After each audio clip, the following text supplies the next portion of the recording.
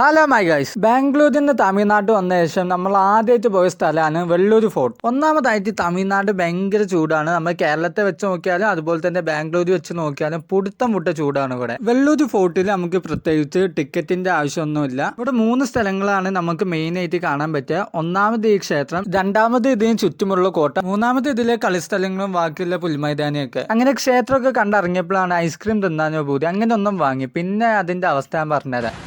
സംഭവം 20 രൂപയൊക്കെ ഉണ്ട്, പക്ഷേ വലിയ മേനൊന്നുമില്ല. ഇതിൻ്റെ ഉള്ളിലൊന്നുമില്ല, അപ്പം വെറും മേലെ മാത്രം ചുറ്റി തന്നിക്കാണ്.